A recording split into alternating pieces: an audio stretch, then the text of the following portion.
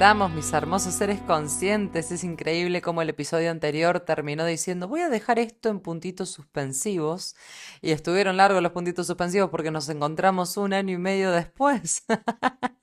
Bueno, mis amores, resulta que el lunes, dentro de 2 días, cumplo años. Y lo que se supone para todo el mundo debería ser la fecha de nacimiento, yo siento que estoy por morir.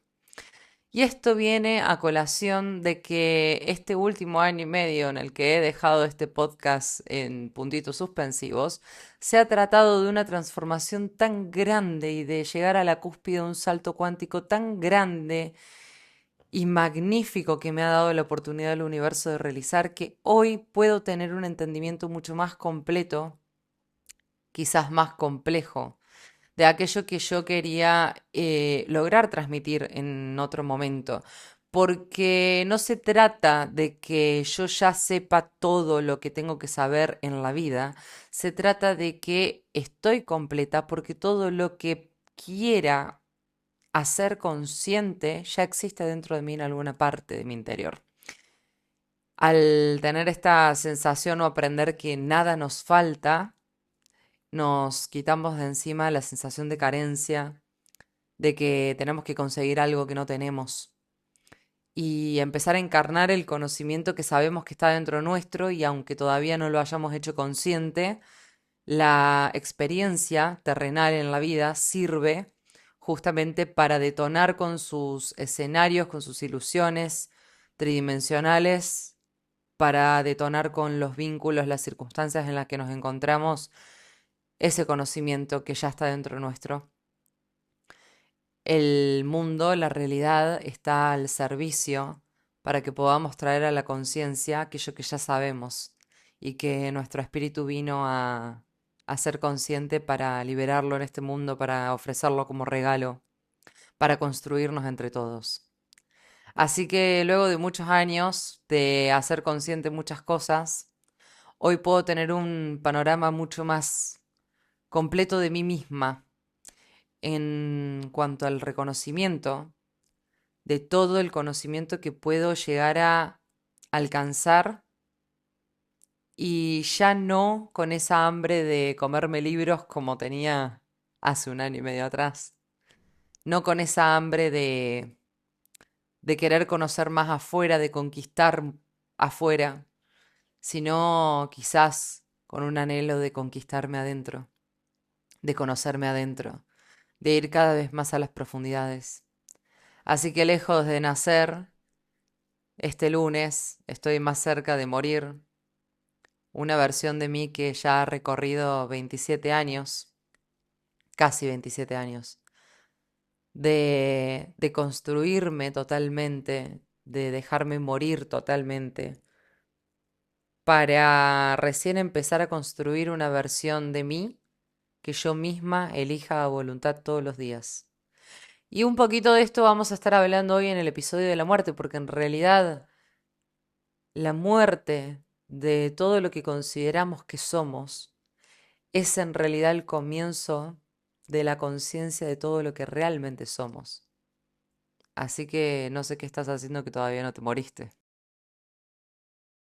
Desde su formación en la concepción del vientre, nuestro sistema nervioso empieza a recopilar información para empezar a construir el aprendizaje de todo el entorno que nos va a rodear y de esa manera poder subsistir en él. Nosotros sin querer vamos generando conexiones neuronales que nos enseñan cómo sobrevivir en un mundo al que venimos y no sabemos de qué se trata, no sabemos cómo es, no sabemos qué nos espera y todo lo que aprendemos en nuestros años de vida, nuestros primeros años de vida de construcción, en realidad es algo que no elegimos, pero sin embargo lo mantenemos a lo largo de toda nuestra vida, como propio. Y no solamente que lo mantenemos, sino que lo reafirmamos y lo confirmamos y nos imponemos frente a otros con esa identidad, intentando convencer a las demás personas que la identidad que construí a partir de lo que otras personas me dijeron que tenía que ser es la gran verdad. De esa manera encarnamos el papel de un personaje, el cual nos levantamos todos los días y volvemos a reproducir una y otra vez, esperando que los demás espejismos que nos rodean confirmen que ese personaje que nosotros construimos es real, que es valioso, que es válido. Y la sensación de inseguridad aparece porque en realidad hay una parte de nuestro interior que sabe perfectamente que nosotros no fuimos quienes construimos ese personaje. Nosotros no fuimos los autores originales de ese personaje. Entonces, como no está fundado en una elección consciente de nosotros mismos, corremos con una inseguridad de que puede ser derrumbado en cualquier momento, porque no es real. Y todo aquello que no es real, tarde o temprano, se derrumba. El otro día escuchaba el episodio de un podcast que se llama Roca Project y le hacían una entrevista a un doctor que la verdad que es de mi total admiración, Manuel Sanz, un médico cirujano que se dedicó a estudiar particularmente los casos de personas que habían tenido experiencias cercanas a la muerte.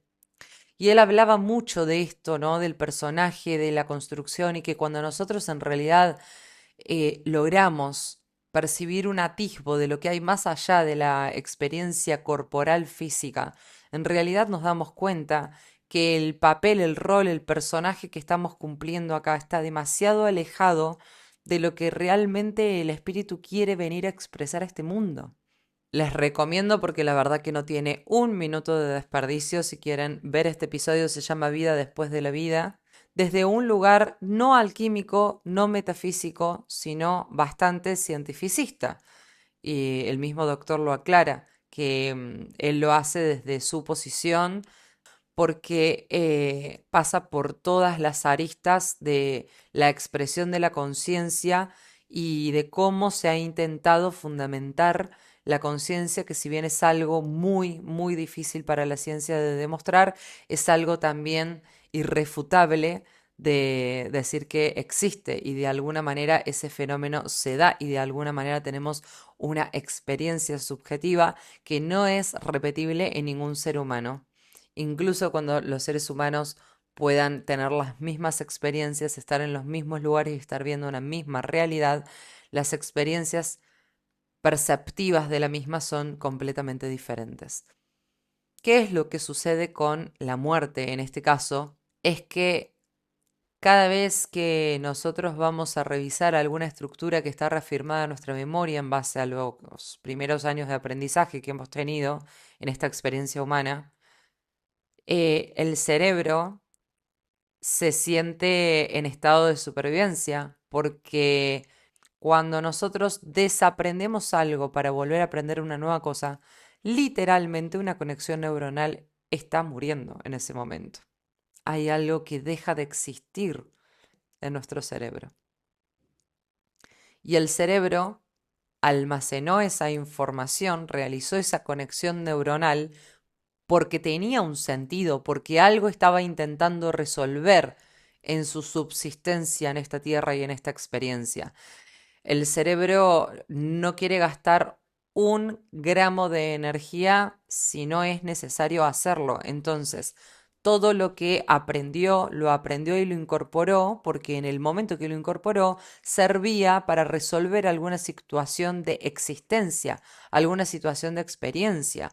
¿Y qué sucede? Que cuando nosotros vamos a deshacer un aprendizaje para incorporar un aprendizaje nuevo, y estamos por cortar una conexión neuronal para que el cerebro sea obligado o se vea obligado a realizar una nueva red neuronal al respecto, el cerebro queda en una sensación de vacío por un momento, hasta que crea una nueva red neuronal.